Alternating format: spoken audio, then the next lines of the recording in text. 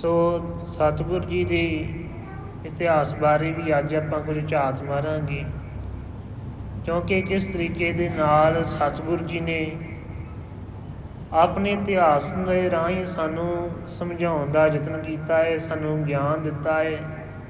ਆਪ ਪ੍ਰੈਕਟੀਕਲ ਕਰਕੇ ਸਤਿਗੁਰ ਨੇ ਸਾਨੂੰ ਜਿਹੜਾ ਹੈ ਉਹ ਆਪ ਸਾਰਾ ਕੁਝ ਕਰਕੇ ਅਤੇ ਫਿਰ ਸਾਨੂੰ ਅੱਗੇ ਕਰਨ ਦਾ ਜਿਹੜਾ ਸਤਿਗੁਰ ਨੇ ਪੂਰਨੇ ਪਾ ਕੇ ਰਾਸਤਾ ਜਿਹੜਾ ਸਤਿਗੁਰ ਨੇ ਸਾਨੂੰ ਦਿੱਤਾ ਹੈ। ਵੈਸੇ ਇਤਿਹਾਸ ਜਦੋਂ ਅਸੀਂ ਪੜ੍ਹਦੇ ਹਾਂ ਨਾ, ਤੇ ਵਿੱਚ ਕਈ ਰਲੇ ਵੀ ਹੋ ਚੁੱਕੇ ਨੇ, ਜਿਹਦੇ ਕਾਰਨ ਜੋ ਸਿੱਖਾਂ ਦੀ ਭਾਵਨਾਵਾਂ ਨੂੰ ਠੇਸ ਵੀ ਬੜਾ ਪਹੁੰਚਦੀਆਂ ਨੇ। ਪਰ ਸਤਿਗੁਰ ਜੀ ਆਦਿ ਨੇ ਸਾਂਝ ਕਰੀਜੈ ਗੁਨਾਹ ਕੇਰੀ, ਛੋੜ ਅਵਗੁਣ ਚੱਲੀਏ।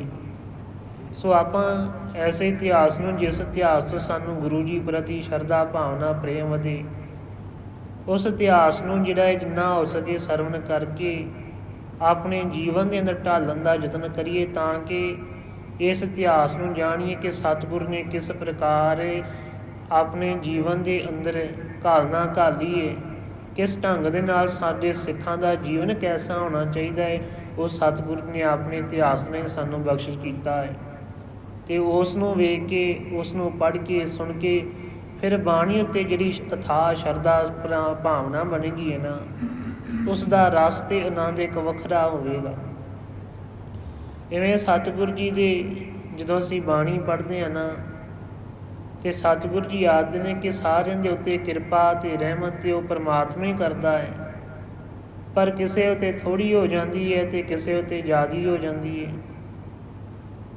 ਇਵੇਂ ਹੀ ਸਤਿਗੁਰ ਜੀ ਦੇ ਜੋ ਇਤਿਹਾਸ ਹੈ, ਜਦੋਂ ਆਪਾਂ ਚੌਥੇ ਪਾਤਸ਼ਾਹ ਦੇ ਇਤਿਹਾਸ ਵੇਖਦੇ ਹਾਂ ਨਾ, ਬਚਪਨ ਦੇ ਵਿੱਚ ਮਾਤਾ ਪਿਤਾ ਗੁਜ਼ਰ ਜਾਂਦੇ ਨੇ। ਜਿਸ ਉਮਰ ਦੇ ਵਿੱਚ ਬੱਚੇ ਖੇਡਣ ਕੁੱਦਣ ਦਾ ਕੰਮ ਕਰਦੇ ਨੇ, ਆਪਣੀ ਜਿਹੜੀ ਬਾਲ ਅਵਸਥਾ ਹੈ ਉਸ ਦਾ ਆਨੰਦ ਮਾਣਦੇ ਨੇ, ਉਸ 7-8 ਸਾਲ ਦੀ ਉਮਰ ਦੇ ਵਿੱਚ ਚੌਥੇ ਪਾਤਸ਼ਾਹ ਜੀ ਨੇ ਆਪਣਾ ਗੁਜ਼ਾਰਾ ਕਰਨ ਵਾਸਤੇ ਆਪਣੀ ਨਾਨੀ ਦੇ ਨਾਲ ਘੁੰਗਣੀਆਂ ਵੇਚੀਆਂ ਨੇ।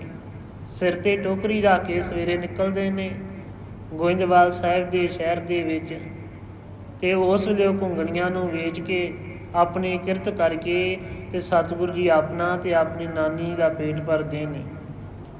ਸੋ ਇਵੇਂ ਹੀ ਸਤਿਗੁਰੂ ਜੀ ਦੀ ਕਿਰਪਾ ਹੋਈ, ਇੰਨੀ ਕੁ ਸੇਵਾ ਕੀਤੀ ਚੌਥੇ ਪਾਤਸ਼ਾਹ ਜੀ ਨੇ, ਬੜੀ ਸੇਵਾ ਕੀਤੀ। ਉਸ ਸਮੇਂ ਗੋਇੰਦਵਾਲ ਸਾਹਿਬ ਦੀ ਆਰੰਭਤਾ ਹੋ ਚੁੱਕੀ ਸੀ, ਬੋਲੀ ਦੀ ਸੇਵਾ ਹੋ ਰਹੀ ਸੀ, ਇਹ ਨਗਰ ਵਸ ਰਿਹਾ ਸੀ। ਉਸ ਸਮੇਂ ਆਪ ਚੌਥੇ ਪਾਤਸ਼ਾਹ ਨੇ ਆਪਣੇ ਸਿਰ ਦੇ ਉੱਤੇ ਟੋਕਰੀਆਂ ਢੋ ਢੋ ਕੇ ਮਿੱਟੀ ਦੀਆਂ, ਅਤੇ ਗੁਰੂ ਦੀਆਂ ਐਸੀਆਂ ਬਖਸ਼ਾਂ ਲਈਆਂ ਕਿ ਉਹਨਾਂ ਦੀ ਸੇਵਾ, ਉਹਨਾਂ ਦੀ ਭਾਵਨਾ ਇੰਨੀ ਕੁ ਅਥਾਹ ਬਣੀ ਕਿ ਸਤਿਗੁਰੂ ਜੀ ਨੇ ਦੀ ਜਿਹੜੀ ਉਹ ਅਕਾਲ ਪੁਰਖ ਪਰਮਾਤਮਾ ਦੀ ਜੋਤ ਹੈ ਨਾ, ਉਹ ਧੰਨ ਸ਼੍ਰੀ ਗੁਰੂ ਰਾਮਦਾਸ ਜੀ ਦੇ ਅੰਦਰ ਫਿਰ ਪ੍ਰਵੇਸ਼ ਕੀਤੀ ਹੈ। ਇਸ ਤਰ੍ਹਾਂ ਜਦੋਂ ਹੁਣ ਸਤਿਗੁਰੂ ਜੀ ਦਾ ਇਹ ਜੋਤੀ ਜੋਤ ਸਮਾਉਣ ਦਾ ਸਮਾਂ ਆਇਆ, ਕੱਲ੍ਹ ਸ੍ਰੀ ਗੁਰੂ ਅਰਜਨ ਦੇਵ ਪਾਤਸ਼ਾਹ ਜੀ ਦਾ ਗੁਰਤਾ ਗੱਦੀ ਦਿਹਾੜਾ ਸੀ। ਆਪਾਂ ਵੇਖਦੇ ਹਾਂ ਜਦੋਂ ਵੀ ਗੁਰੂ ਸਾਹਿਬ ਜੀ ਜੋਤੀ ਜੋਤ ਸਮਾਉਣ ਦਾ ਸਮਾਂ ਆ ਜਾਂਦਾ ਹੈ, ਆਪਣਾ ਇਹਦਾ ਪੰਜ ਭੂਤਕ ਸਰੀਰ ਹੈ, ਇਸ ਸਰੀਰ ਨੂੰ ਜਿਹੜਾ ਹੈ ਬਦਲ ਕੇ ਇੱਕ ਨਵੇਂ ਸਰੀਰ ਦੇ ਅੰਦਰ ਆਪਣੀ ਜੋਤ ਟਿਕਾਉਣੀ ਹੁੰਦੀ ਹੈ। ਅਤੇ ਉਸ ਸਮੇਂ ਨਾ ਸਤਿਗੁਰੂ ਜੀ ਆਪ ਹੀ ਪਹਿਲਾਂ ਉਹ ਸਰੀਰ, ਉਹ ਜਿਹੜਾ ਉਸਦੀ ਜਿਹੜੀ ਖੋਜ ਹੈ ਉਹ ਕਰ ਲੈਂਦੇ ਨੇ ਕਿ ਕਿਸ ਸਰੀਰ ਦੇ ਅੰਦਰ ਕਿਹੜਾ ਸਰੀਰ ਇਸ ਜੋਤ ਨੂੰ ਸਾਂਭਣ ਦੇ ਲਾਇਕ ਹੈ। ਇਹ ਜਿਹੜੀ ਪਰਮਾਤਮਾ ਦੀ ਬਖਸ਼ਿਸ਼ ਹੈ ਜੋਤ ਦੀ, ਉਹ ਕਿਸ ਦੇ ਅੰਦਰ ਟਿਕੇਗੀ। ਸੋ ਇਵੇਂ ਹੀ ਹੁਣ ਜਦੋਂ ਚੌਥੇ ਪਾਤਸ਼ਾਹ ਜੀ ਨੇ ਹੁਣ ਗੁਰਤਾ ਗੱਦੀ ਪੰਜਵੇਂ ਪਾਤਸ਼ਾਹ ਨੂੰ ਦੇਣੀ ਹੈ, ਅਤੇ ਇਹ ਜਦੋਂ ਅਸੀਂ ਪੰਜਵੇਂ ਪਾਤਸ਼ਾਹ ਦਾ ਚੌਥੇ ਪਾਤਸ਼ਾਹ ਇਤਿਹਾਸ ਵੇਖਦੇ ਹਾਂ ਨਾ, ਇਹਦੇ ਵਿੱਚ ਇੱਕ ਬੜੀ ਹੀ ਅਲੌਕਿਕ ਘਟਨਾ ਵੇਖਣ ਨੂੰ ਮਿਲਦੀ ਹੈ। ਜਿੰਨੇ ਵੀ ਪਹਿਲਾਂ ਗੁਰੂ ਸਾਹਿਬਾਨ ਹੋਏ ਨੇ ਤੀਜੇ ਪਾਤਸ਼ਾਹ ਜੀ ਤੱਕ, ਜਿਹੜੇ ਉਹਨਾਂ ਦੇ ਸ਼ਹਿਜ਼ਾਦੇ ਆ ਨਾ, ਸਾਹਿਬਜ਼ਾਦੇ ਨੇ, ਉਹਨਾਂ ਦੇ ਵਿੱਚੋਂ ਤੀਜੇ ਪਾਤਸ਼ਾਹ ਜੀ ਤੱਕ ਕਿਸੇ ਵੀ ਸਾਹਿਬਜ਼ਾਦਿਆਂ ਨੂੰ ਐਸਾ ਜਿਹੜਾ ਮਾਹੌਲ ਹੈ ਉਹ ਧੰਨ ਸ਼੍ਰੀ ਗੁਰੂ ਨਾਨਕ ਦੇਵ ਪਾਤਸ਼ਾਹ ਤੋਂ ਬਗੈਰ ਨਹੀਂ ਮਿਲਿਆ ਕਿ ਜਿਨ੍ਹਾਂ ਦੇ ਸਿੱਖੀ ਦੇ ਅੰਦਰ ਹੀ ਉਹਨਾਂ ਦਾ ਜਨਮ ਹੋਇਆ ਹੋਵੇ, ਸਿੱਖੀ ਦੇ ਵਿੱਚ ਹੀ ਉਹਨਾਂ ਦਾ ਬਚਪਨ ਗੁਜ਼ਰਿਆ ਹੋਵੇ, ਸਾਰੀ ਵਿੱਦਿਆ ਜਿਹੜੀ ਹੈ ਉਹ ਸਿੱਖੀ ਸਿਧਾਂਤਾਂ ਦੇ ਅਨੁਸਾਰ ਉਹਨਾਂ ਲਈ ਹੋਵੇ। ਇਵੇਂ ਹੁਣ ਚੌਥੇ ਪਾਤਸ਼ਾਹ ਜੀ ਦੇ ਘਰ ਜਦੋਂ ਤਿੰਨੇ ਪੁੱਤਰ ਪੈਦਾ ਹੋਏ ਨੇ, ਉਸ ਸਮੇਂ ਨਾਨਾ ਜੀ ਧੰਨ ਸ਼੍ਰੀ ਗੁਰੂ ਅਮਰਦਾਸ ਪਾਤਸ਼ਾਹ ਜੀ ਗੁਰਤਾ ਗੱਦੀ ਪਰ ਸੁਭਾਏਮਾਨ ਨੇ। ਤੀਜੇ ਪਾਤਸ਼ਾਹ ਜੀ ਦੇ ਕਾਰਜਕਾਲ ਸਮੇਂ ਤਿੰਨੇ ਹੀ ਸਹਿਜਾਦਿਆਂ ਦਾ ਜਨਮ ਹੋ ਜਾਂਦਾ ਹੈ ਅਤੇ ਤੀਜੇ ਪਾਤਸ਼ਾਹ ਜੀ ਜਾਣੀ ਜਾਨ ਬ੍ਰਹਮ ਵੇਤਾ ਨਿਮਾਣਿਆਂ ਦੇ ਮਾਨ ਤਾਣਿਆਂ ਤਾਂ ਤੀਜੇ ਪਾਤਸ਼ਾਹ ਜੀ ਨੇ ਤਾਂ ਪਹਿਲਾਂ ਹੀ ਜਿਹੜੀ ਹੈ ਨਾ ਉਹ ਇਹ ਖੋਜ ਜਿਹੜੀ ਸੀ ਉਹ ਕਰ ਲਈ ਸੀ। ਧੰਨ ਸ਼੍ਰੀ ਗੁਰੂ ਅਰਜਨ ਦੇਵ ਪਾਤਸ਼ਾਹ ਜੀ ਦੇ ਜਿਹੜੇ ਬਚਪਨ ਦੀਆਂ ਕੁਝ ਘਟਨਾਵਾਂ ਅਸੀਂ ਸਰਵਣ ਕਰਦੇ ਹਾਂ, ਉਹਨਾਂ ਤੋਂ ਪਹਿਲਾਂ ਹੀ ਇਹ ਦੱਸ ਦਿੱਤਾ ਸੀ ਕਿ ਆਉਣ ਵਾਲੇ ਸਮੇਂ ਦੇ ਵਿੱਚ ਇਹ ਗੁਰਤਾ ਗੱਦੀ ਦਾ ਵਾਰਸ ਬਣੇਗਾ। ਉਹ ਪਰਮਾਤਮਾ ਦੀ ਜੋਤ ਜਿਹੜੀ ਹੈ ਇਹ ਸਰੀਰ ਦੇ ਅੰਦਰ ਜਿਹੜੀ ਪ੍ਰਵੇਸ਼ ਕਰੇਗੀ। ਇਸ ਤਰ੍ਹਾਂ ਜਦੋਂ ਹੁਣ ਸਮਾਂ ਆਇਆ ਅਤੇ ਆਮ ਅਸੀਂ ਦੇਖਦੇ ਹਾਂ, ਸੁਣਦੇ ਹਾਂ, ਪੜ੍ਹਦੇ ਹਾਂ ਕਿ ਬਾਬਾ ਪ੍ਰਿਥੀ ਚੰਦ ਜੀ ਨੇ ਬੜਾ ਵਿਰੋਧ ਕੀਤਾ। ਸੋ ਵਿਰੋਧ ਕਰਨਾ ਹੀ ਬਣਦਾ ਸੀ, ਕਿਉਂਕਿ ਉਹਨਾਂ ਦੇ ਉੱਤੇ ਉਹਨਾਂ ਦੇ ਜਿਹੜੇ ਕਰਮ ਸੀ ਨਾ, ਉਹਨਾਂ ਦੇ ਕਾਰਨ ਉਹਨਾਂ ਦੀ ਭਾਵਨਾ ਹੀ ਐਸੀ ਸੀ ਕਿ ਉਹ ਜਿਹੜੀ ਇਹ ਸਤਿਗੁਰੂ ਜੀ ਦੀ ਕਲਾ ਸੀ ਇਸ ਨੂੰ ਸਮਝ ਨਹੀਂ ਸਕੇ। ਸੋ ਸਤਿਗੁਰੂ ਜੀ ਨੇ ਇੱਕ ਹੋਰ ਬੜਾ ਕੌਤਕ ਰਚਾਇਆ ਹੈ ਆਪਣੇ ਇਹਨਾਂ ਤਿੰਨਾਂ ਪੁੱਤਰਾਂ ਦੇ ਰਾਹੀਂ। ਇਹ ਸਤਿਗੁਰੂ ਜੀ ਨੇ ਇਹ ਦੁਨੀਆ ਦੇ ਲੋਕਾਂ ਦਾ ਤਿੰਨ ਤਰ੍ਹਾਂ ਦਾ ਸੁਭਾਅ ਵੀ ਸਾਨੂੰ ਦੱਸਿਆ ਹੈ। ਪਹਿਲੇ ਬਾਬਾ ਪ੍ਰਿਥੀ ਚੰਦ ਜੀ ਜਿਨ੍ਹਾਂ ਦਾ ਸੁਭਾਅ ਹੈ ਦੁਨਿਆਵੀ, ਜਿੰਨਾ ਧਨ ਦੌਲਤ ਹੈ, ਜਿਨੇ ਗੁਰਦੁਆਰਾ ਦੀ ਗੁਰੂ ਘਰ ਦੀ ਕਾਰ ਭੇਟਾ ਹੁੰਦੀ ਸੀ, ਉਹਨਾਂ ਦਾ ਧਨ ਦੌਲਤ ਮਾਇਆ ਤੱਕ ਕਾਰ ਭੇਟਾ ਤੱਕ ਉਹਨਾਂ ਦਾ ਕੰਮ ਸੀ। ਉਹਨਾਂ ਨੂੰ ਬਾਣੀ ਦੇ ਨਾਲ ਕੋਈ ਇੰਨਾ ਥਾਂ ਪ੍ਰੇਮ ਸ਼ਰਧਾ ਭਾਵਨਾ ਨਹੀਂ ਸੀ। ਅਤੇ ਬਾਬਾ ਮਹਾਦੇਵ ਜੀ ਉਹਨਾਂ ਦਾ ਇੰਨਾ ਕੁ ਬਾਣੀ ਦੇ ਨਾਲ ਇੰਨਾ ਕੁ ਪ੍ਰੇਮ ਪਿਆ, ਇੰਨਾ ਕੁ ਉਹ ਮਸਤ ਹੋ ਜਾਂਦੇ ਸੀ। ਬਾਣੀ ਪੜ੍ਹਦਿਆਂ ਸਮਾਧੀ ਲੱਗੀ ਰਹਿਣੀ, ਨਾ ਖਾਣ ਪੀਣ ਦਾ ਧਿਆਨ, ਨਾ ਕਿਸੇ ਹੋਰ ਕੰਮ ਕਾਰ ਦਾ ਧਿਆਨ, ਉਹ ਹਮੇਸ਼ਾ ਸਮਾਧੀ ਦੇ ਵਿੱਚ ਲੀਨ ਰਹਿੰਦੇ। ਅਤੇ ਧੰਨ ਸ਼੍ਰੀ ਗੁਰੂ ਅਰਜਨ ਦੇਵ ਪਾਤਸ਼ਾਹ ਜੀ ਜਦੋਂ ਤੇ ਸਮਾਧੀ ਲਾਉਂਦੇ ਨੇ ਅਤੇ ਉਦੋਂ ਇਹਨਾਂ ਵਰਗਾ ਕੋਈ ਸਮਾਧੀ ਲਾਉਣ ਵਾਲਾ ਨਹੀਂ, ਇਹਨਾਂ ਵਰਗਾ ਕੋਈ ਗਿਆਨਵਾਨ ਨਹੀਂ। ਧੰਨ ਸ਼੍ਰੀ ਗੁਰੂ ਗ੍ਰੰਥ ਸਾਹਿਬ ਜੀ ਦੇ ਅੰਦਰ ਜੇ ਸਭ ਤੋਂ ਵੱਧ ਬਾਣੀ ਦਰਜ ਹੈ ਨਾ ਅਤੇ ਉਹ ਪੰਜਵੇਂ ਪਾਤਸ਼ਾਹ ਜੀ ਦੀ ਹੈ। ਅਤੇ ਧੰਨ ਸ਼੍ਰੀ ਗੁਰੂ ਅਰਜਨ ਦੇਵ ਪਾਤਸ਼ਾਹ ਜੀ ਨੇ ਜਦੋਂ ਤੇ ਸਤਿਗੁਰੂ ਜੀ ਨੇ ਉਹਨਾਂ ਨੂੰ ਕੋਈ ਸੇਵਾ ਦਿੱਤੀ ਹੈ, ਉਹ ਸੇਵਾ ਵੀ ਬੜੀ ਤਨਦੇਹੀ ਦੇ ਨਾਲ, ਬੜੀ ਸ਼ਰਧਾ ਭਾਵਨਾ ਦੇ ਨਾਲ ਕਰਦੇ ਨੇ। ਭਾਵੇਂ ਕਿਤੇ ਸੰਗਤਾਂ ਦੀ ਸੇਵਾ ਕਰਨੀ, ਜਲ ਛਕਾਉਣਾ ਹੈ, ਭਾਵੇਂ ਦੂਰੋਂ ਆਈਆਂ ਕਾਬਲ ਤੋਂ ਸੰਗਤਾਂ ਦੀ ਜਾ ਕੇ ਆਪ ਪੰਜਵੇਂ ਪਾਤਸ਼ਾਹ ਜੀ ਖੁਦ ਜਾ ਕੇ ਉਹਨਾਂ ਦੀਆਂ ਲੱਤਾਂ ਘੁੱਟਦੇ ਨੇ, ਉਹਨਾਂ ਨੂੰ ਜਲ ਛਕਾਉਂਦੇ ਨੇ, ਉਹਨਾਂ ਦੀ ਸੇਵਾ ਕਰਦੇ ਨੇ। ਅਤੇ ਜਦੋਂ ਸਮਾਂ ਆਉਂਦਾ ਹੈ ਗੁਰੂ ਘਰ ਦੇ ਅੰਦਰ ਬਾਣੀ ਦਾ, ਅਤੇ ਉਹਨਾਂ ਵਰਗੀ ਬਾਣੀ ਵੀ ਉਚਾਰਨ ਕਰਨ ਵਾਲਾ ਕੋਈ ਨਹੀਂ ਹੋਇਆ। ਇਸ ਤਰ੍ਹਾਂ ਐਸੇ ਗਿਆਨ ਦੇ ਧਨੀ ਪੰਜਵੇਂ ਪਾਤਸ਼ਾਹ ਹਰ ਇੱਕ ਕਾਰਜ 'ਚ ਪੂਰਨ ਤੌਰ 'ਤੇ ਸਫਲ।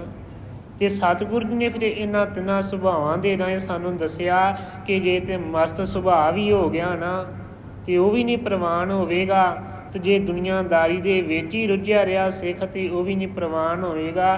ਪ੍ਰਵਾਨ ਹੋਵੇਗਾ ਜਿਹੜਾ ਮੀਰੀ ਅਤੇ ਪੀਰੀ ਦੋਵਾਂ ਸਿਧਾਂਤਾਂ ਨੂੰ, ਇਹਨਾਂ ਦੋਵਾਂ ਕਾਰਜਾਂ ਨੂੰ ਜਿਹੜਾ ਬਰਾਬਰ 'ਤੇ ਰੱਖੇਗਾ। ਇਵੇਂ ਪੰਜਵੇਂ ਪਾਤਸ਼ਾਹ ਜੀ ਨੇ ਆਪਣੀ ਜਿਹੜੀ ਇਹ ਨਿਪੁੰਨਤਾ ਸੀ ਇਹ ਸਾਰੇ ਹਰ ਇੱਕ ਕੰਮ ਦੇ ਵਿੱਚ ਪੂਰੀ ਦਿਖਾਈ। ਸਤਿਗੁਰੂ ਜੀ ਦੇ ਹੁਕਮ ਨੂੰ, ਹਰ ਇੱਕ ਹੁਕਮ ਨੂੰ ਮੰਨਣਾ, ਭਾਣੇ ਦੇ ਅੰਦਰ ਰਹਿਣਾ। ਇਵੇਂ ਹੁਣ ਜਦੋਂ ਸਮਾਂ ਆਇਆ ਗੁਰਤਾ ਗੱਦੀ ਦੇਣ ਦਾ, ਅਤੇ ਉਸ ਸਮੇਂ ਜਿਹੜੀ ਸਭ ਤੋਂ ਅਖੀਰਲੀ ਪਰਖ ਸੀ ਨਾ, ਜਿਸ ਪਰਖ ਦੇ ਰਾਹੀਂ ਸਤਿਗੁਰੂ ਜੀ ਨੇ ਸਾਰੀਆਂ ਸੰਗਤਾਂ ਨੂੰ ਵੀ ਇਹ ਜਿਹੜਾ ਸੀ ਨਾ ਇਹ ਦੱਸ ਦਿੱਤਾ ਕਿ ਅਸੀਂ ਜਿਹੜੇ ਆਪਣੇ ਛੋਟੇ ਸਭ ਤੋਂ ਪੁੱਤਰ ਨੂੰ ਧੰਨ ਸ਼੍ਰੀ ਗੁਰੂ ਅਰਜਨ ਦੇਵ ਪਾਤਸ਼ਾਹ ਨੂੰ ਗੁਰਤਾ ਗੱਦੀ ਦੇ ਰਹੇ ਹਾਂ, ਇਹ ਇਸ ਦੇ ਲਾਇਕ ਹੈ ਤਾਂ ਦੇ ਰਹੇ ਹਾਂ। ਕਿਤੇ ਕੋਈ ਸੰਗਤ ਦੇ ਅੰਦਰ ਨਾ ਇਹ ਕੋਈ ਮਨ ਅੰਦਰ ਸ਼ੰਕਾ ਰਹੇ, ਕਿਉਂਕਿ ਬਾਬਾ ਪ੍ਰਿਥੀ ਚੰਦ ਜੀ ਨੇ ਬੜਾ ਡਟ ਕੇ ਵਿਰੋਧ ਕੀਤਾ ਹੈ, ਕਿਉਂਕਿ ਉਹਨਾਂ ਦੇ ਕਰਮ ਹੀ ਐਸੇ ਸੀ। ਸੋ ਇਸ ਤਰ੍ਹਾਂ ਸਤਿਗੁਰੂ ਜੀ ਨੇ ਜਦੋਂ ਅਖੀਰਲੀ ਘਟਨਾ ਹੁੰਦੀ ਹੈ ਨਾ, ਜਦੋਂ ਧੰਨ ਸ਼੍ਰੀ ਗੁਰੂ ਅਰਜਨ ਦੇਵ ਪਾਤਸ਼ਾਹ ਲਾਹੌਰ ਜਾਂਦੇ ਨੇ, ਉੱਥੋਂ ਚਿੱਠੀਆਂ ਲਿਖਦੇ ਨੇ, ਅਤੇ ਬਾਬਾ ਪ੍ਰਿਥੀ ਚੰਦ ਜੀ ਪਹਿਲਾਂ ਤੋਂ ਹੀ ਇਹ ਸਮਝਣਾ ਸ਼ੁਰੂ ਹੋ ਗਿਆ, ਕਿਉਂਕਿ ਘਰ ਦੇ ਅੰਦਰ ਗੱਲਾਂ ਹੁੰਦੀਆਂ ਸੀ, ਪਹਿਲਾਂ ਹੀ ਬਚਪਨ ਤੋਂ ਹੀ ਸੁਣਦੇ ਆ ਰਹੇ ਸੀ ਕਿ ਗੁਰਤਾ ਗੱਦੀ ਦਾ ਵਾਰਸ ਧੰਨ ਸ਼੍ਰੀ ਗੁਰੂ ਅਰਜਨ ਦੇਵ ਪਾਤਸ਼ਾਹ ਜੀ ਲਾਇਕ ਨੇ, ਇਹੀ ਬਣਨਗੇ। ਪਰ ਉਹ ਵੱਡੇ ਪੁੱਤਰ ਨਾਂ 'ਤੇ ਹੋਣ 'ਤੇ ਦਾਅਵਾ ਆਪਣੇ ਹੀ ਰੱਖਦੇ ਸੀ, ਤਾਂ ਹਮੇਸ਼ਾ ਉਹ ਐਸੀ ਭਾਵਨਾ ਦੇ 'ਚ ਰਹਿੰਦੇ ਸੀ ਕਿ ਕਿਸੇ ਨਾ ਕਿਸੇ ਤਰ੍ਹਾਂ ਗੁਰੂ ਅਰਜਨ ਦੇਵ ਪਾਤਸ਼ਾਹ ਨੂੰ ਦੂਰ ਹੀ ਰੱਖਿਆ ਜਾਵੇ, ਇਹਨਾਂ ਨੂੰ ਸਤਿਗੁਰੂ ਦੇ ਕਰੀਬ ਨਾ ਆਉਣ ਦਿੱਤਾ ਜਾਵੇ। ਜਿਵੇਂ ਸਾਧ ਸੰਗਤ ਜੀ ਇਹ ਆਪਣਾ ਦੁਨੀਆ ਦੇ ਵਿੱਚ ਵੀ ਐਸਾ ਹੀ ਚੱਲਦਾ ਹੈ। ਜਿਹੜੇ ਭਰਾਵਾਂ ਦੇ ਵਿੱਚ ਗੁਰਸਿੱਖੀ ਦੇ ਅਨੁਸਾਰ ਪ੍ਰੇਮ ਨਹੀਂ ਨਾ, ਉਹ ਘਰ ਜਿਹੜੇ ਨੇ ਉਹ ਨਹੀਂ ਵਸਦੇ। ਜੇ ਉਹ ਦੁਨਿਆਵੀ ਜਿਹੜੇ ਤੌਰ ਤਰੀਕੇ ਦੇ ਨਾਲ ਦੁਨੀਆ ਚੱਲਦੀ ਹੈ ਨਾ, ਉਸ ਤਰੀਕੇ ਦੇ ਨਾਲ ਚੱਲਣ ਤੇ ਐਸੇ ਘਰਾਂ ਦੇ ਅੰਦਰ ਕਲੇਸ਼ ਝਗੜੇ ਰਹਿੰਦੇ ਨੇ, ਭਾਵੇਂ ਸਗੇ ਭਰਾ ਕਿਉਂ ਨਾ ਹੋਣ। ਤੇ ਜੇ ਗੁਰਮਤਿ ਦੇ ਧਾਰਨੀ ਨੇ, ਗੁਰਮਤਿ ਦੇ ਅਨੁਸਾਰ ਚੱਲਦੇ ਨੇ, ਤੇ ਫਿਰ ਉਹ ਭਾਵੇਂ ਕਈ ਪੀੜ੍ਹੀਆਂ ਜਿਹੜੀਆਂ ਨੇ ਉਹ ਵੀ ਇਕੱਠਿਆਂ ਬਤੀਤ ਹੋ ਜਾਂਦੀਆਂ ਨੇ। ਇਸ ਤਰ੍ਹਾਂ ਹੁਣ ਜਦੋਂ ਬਾਬਾ ਪ੍ਰਿਥੀ ਚੰਦ ਜੀ ਨੇ ਬੜਾ ਵਿਰੋਧ ਕੀਤਾ, ਤੇ ਉਸ ਸਮੇਂ ਫਿਰ ਪੰਜਵੇਂ ਪਾਤਸ਼ਾਹ ਜੀ ਨੇ ਉਹ ਜਿਹੜੀਆਂ ਚਾਰੇ ਚਿੱਠੀਆਂ ਸੀ, ਜਿਹੜੀਆਂ ਆਪਾਂ ਸ਼ਬਦ ਪੜ੍ਹਦੇ ਹਾਂ, ਮੇਰਾ ਮਨ ਲੋਚੈ ਗੁਰਦਰਸ਼ਨ ਤਾਈ, ਬਿਲਪ ਕਰੇ ਚਾਤਰੀ ਕੀ ਨਿਆਈ, ਤ੍ਰਿਖਾ ਨਾ ਉਤਰੇ ਸ਼ਾਂਤ ਨਾ ਆਵੈ, ਮਿਨ ਦਰਸ਼ਨ ਸੰਤ ਪਿਆਰੇ ਜੀ।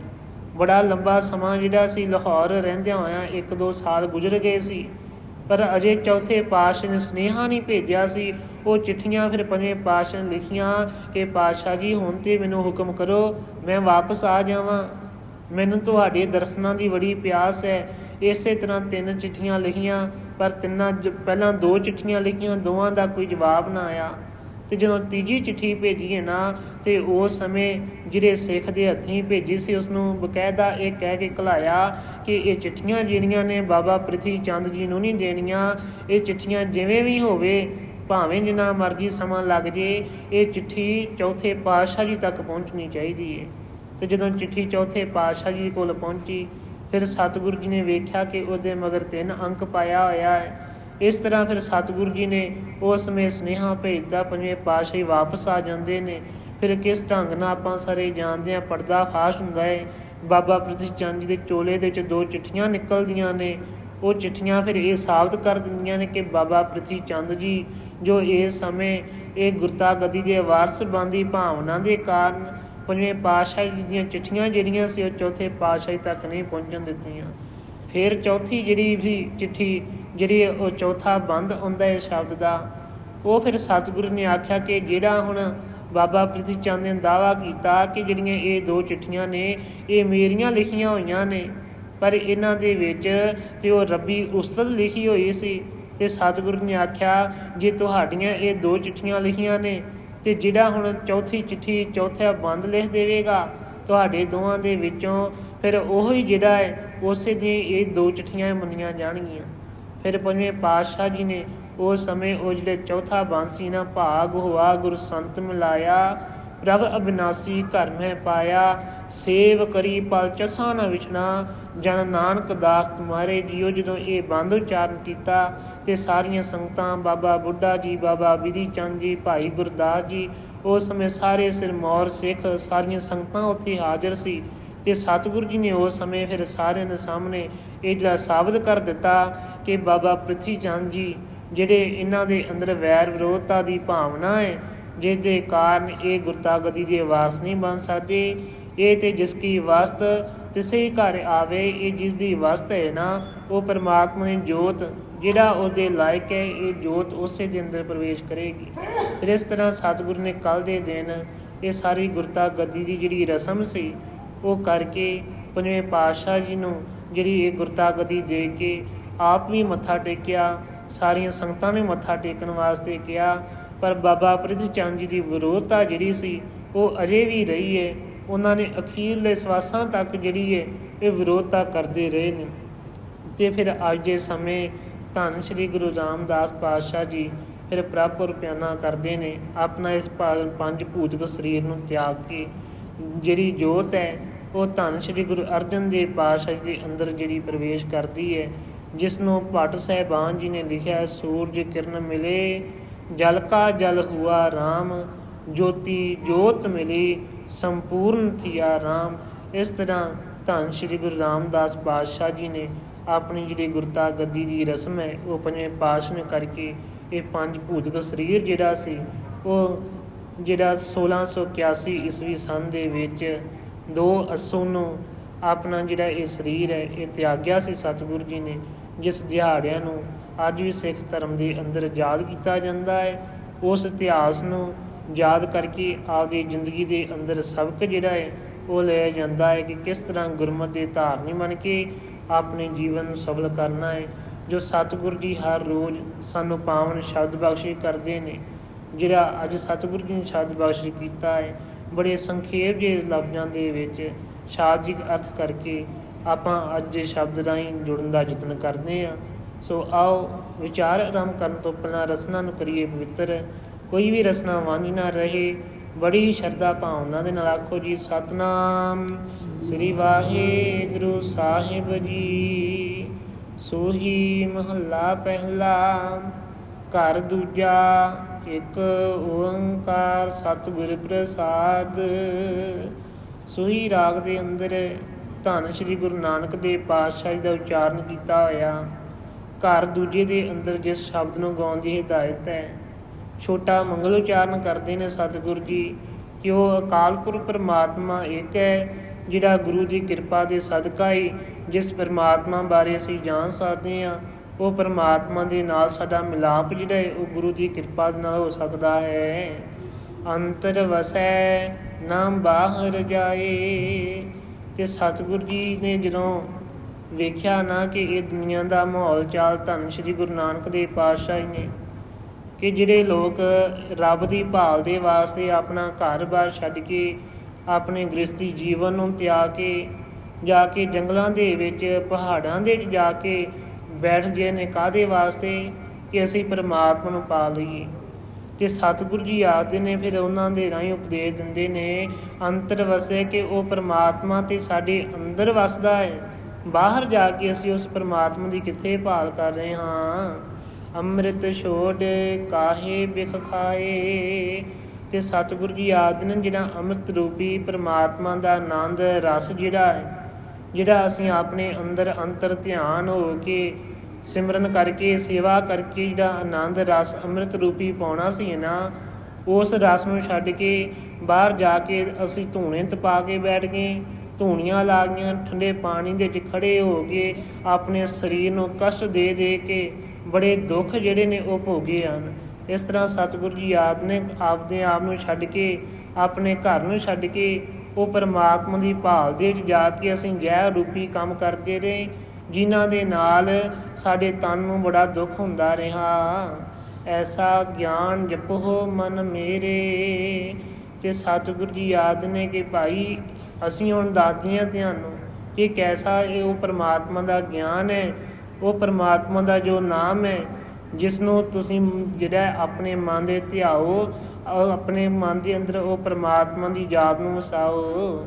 ਹੋਵੋ ਚਾਕਰ ਸਾਚੇ ਕੇਰੇ। ਅਤੇ ਸਤਿਗੁਰੂ ਜੀ ਆਖਦੇ ਨੇ, ਉਹ ਪਰਮਾਤਮਾ ਹਰੀ ਜਿਹੜਾ ਅਕਾਲ ਪੁਰਖ ਪਰਮਾਤਮਾ ਸੱਚਾ ਹੈ ਨਾ, ਜਿਸ ਦਾ ਨਾਮ ਸੱਚਾ ਹੈ, ਜਿਹਦੇ ਕਰਮ ਸੱਚੇ ਨੇ, ਐਸਾ ਜਿਹੜਾ ਪਰਮਾਤਮਾ ਹੈ ਉਹ ਪਰਮਾਤਮਾ ਦੇ ਚਾਕਰ ਬਣੀਏ। ਚਾਕਰ ਕੌਣ ਹੁੰਦੇ ਨੇ? ਚਾਕਰ ਉਹ ਹੁੰਦੇ ਨੇ ਜਿਹੜੇ ਨਿਸ਼ਕਾਮ ਸੇਵਾ ਕਰਦੇ ਨੇ। ਇੱਕ ਦਾਸ ਹੁੰਦਾ ਹੈ, ਇੱਕ ਨੌਕਰ ਹੁੰਦਾ ਹੈ ਅਤੇ ਇੱਕ ਚਾਕਰ ਹੁੰਦਾ ਹੈ। ਹਮ ਚਾਕਰ ਗੋਬਿੰਦ ਕੇ।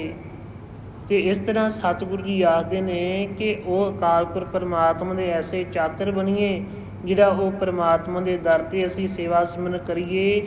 ਜਿਹੜਾ ਅਕਾਲ ਪੁਰਖ ਪਰਮਾਤਮਾ ਇਹ ਸਾਰੇ ਸ੍ਰਿਸ਼ਟ ਨੂੰ ਪਾਲਣਹਾਰ ਹੈ, ਪੈਦਾ ਕਰਨ ਵਾਲਾ ਹੈ।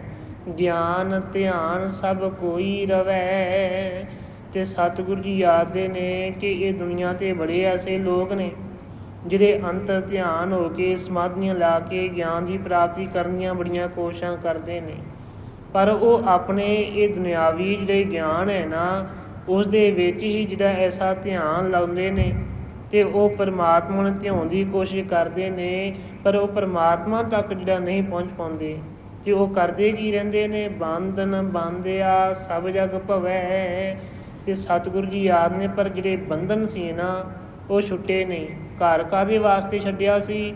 ਕਿ ਘਰ ਦੀ ਕੋਈ ਫਿਕਰ ਨਾ ਹੋਵੇਗੀ, ਨਾ ਕੋਈ ਕੰਮ ਕਾਰ ਦੀ ਫਿਕਰ ਹੋਵੇਗੀ, ਨਾ ਪਰਿਵਾਰ ਦੀ ਕੋਈ ਚਿੰਤਾ ਹੋਵੇਗੀ, ਅਤੇ ਜਾ ਕੇ ਅਸੀਂ ਜੰਗਲ ਦੇ ਵਿੱਚ ਕੇਵਲ ਅਤੇ ਕੇਵਲ ਭਜਨ ਬੰਦਗੀ ਕਰਾਂਗੇ।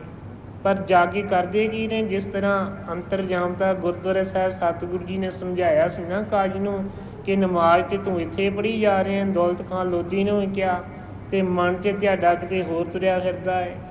ਇਸ ਤਰ੍ਹਾਂ ਸਤਿਗੁਰੂ ਜੀ ਆਖਦੇ ਨੇ ਕਿ ਜਿਹੜੇ ਅਸੀਂ ਜੰਗਲਾਂ ਦੇ ਵਿੱਚ ਜਾ ਕੇ ਧਿਆਨ ਮਨ ਸਾਡਾ ਫਿਰ ਘਰਾਂ ਦੇ ਵਿੱਚ ਰਹਿ ਗਿਆ, ਬੰਧਨਾਂ ਦੇ ਵਿੱਚ ਰਹਿ ਗਿਆ, ਵਿਸ਼ੇ ਵਿਕਾਰਾਂ ਭੋਗਾਂ ਦੇ ਵਿੱਚ ਰਹਿ ਗਿਆ, ਜਿਹਦੇ ਕਾਰਨ ਗਿਆਨ ਧਿਆਨ ਜਿਹੜਾ ਸੀ ਉਹ ਸਮਾਧੀਆਂ ਲੱਗੀਆਂ ਕਿਸੇ ਕੰਮ ਨਾ ਆਈਆਂ।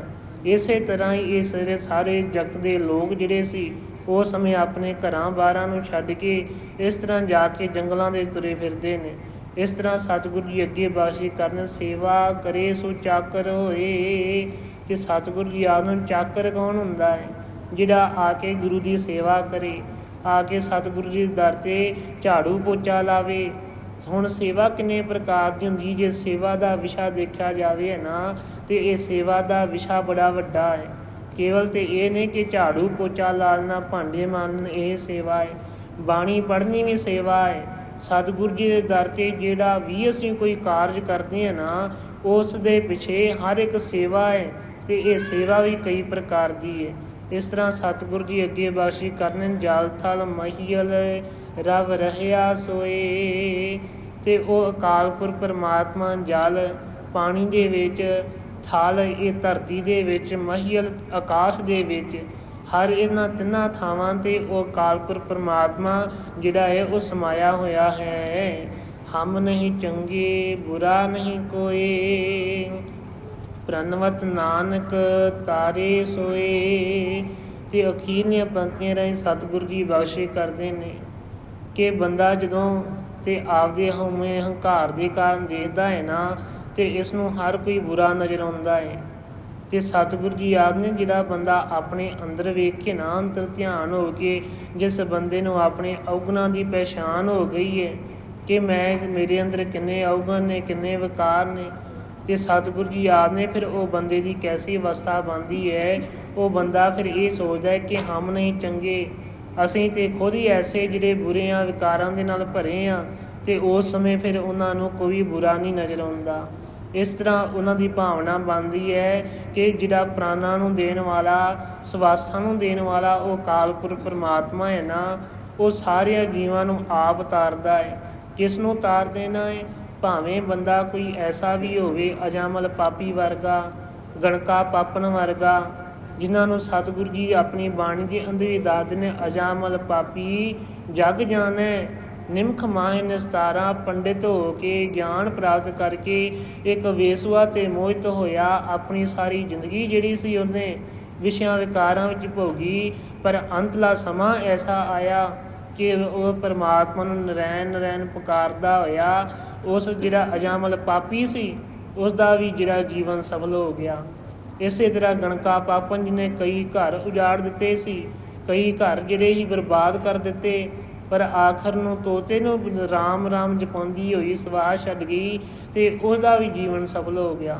ਇਸ ਤਰ੍ਹਾਂ ਸਤਿਗੁਰੂ ਜੀ ਆਖਦੇ ਨੇ ਕਿ ਉਹ ਅਕਾਲ ਪੁਰਖ ਪਰਮਾਤਮਾ ਦੀ ਕਦੋਂ ਤੇ ਕਿਸ ਦੇ ਉੱਤੇ ਕਿਰਪਾ ਹੋ ਜਾਵੇ, ਕੈਸੀ ਰਹਿਮਤ ਬਖਸ਼ ਵਰਤ ਜਾਵੇ, ਇਹ ਜਿਹੜਾ ਹੈ ਇਹ ਜੀਵ ਨੂੰ ਨਹੀਂ ਪਹਿਚਾਣ ਆਉਂਦੀ। ਇਸ ਤਰ੍ਹਾਂ ਇਹ ਭਾਵਨਾ ਜਿਹੜੀ ਹੈ ਉਹਨਾਂ ਦੀ ਬਣਦੀ ਹੈ ਜਿਹੜੇ ਆਪਣੇ ਅੰਦਰ ਝਾਤ ਮਾਰਦੇ ਨੇ ਤੇ ਵੇਖਦੇ ਨੇ ਕਿ ਅਸੀਂ ਨਹੀਂ ਚੰਗੇ ਹਾਂ ਤੇ ਉਹਨਾਂ ਨੂੰ ਫਿਰ ਕੋਈ ਬੁਰਾ ਵੀ ਨਜ਼ਰ ਨਹੀਂ ਆਉਂਦਾ। ਉਹ ਪਰਮਾਤਮਾ ਨੇ ਜਿਸ ਤਰੀਕੇ ਦੇ ਨਾਲ ਕਿਸੇ ਦੇ ਕਰਮ ਲਿਖੇ ਨੇ ਉਸੇ ਤਰ੍ਹਾਂ ਆਪਣੀ ਜਿਹੜੀ ਜ਼ਿੰਦਗੀ ਹੈ ਉਹ ਬਤੀਤ ਕਰਦੇ ਨੇ।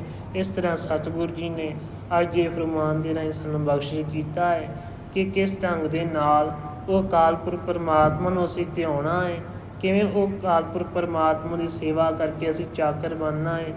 ਤੇ ਸੇਵਾ ਕਿਹਦੀ ਕਰਨੀ ਹੈ, ਚਾਕਰ ਕਿਹਦੇ ਬਣਨਾ ਹੈ?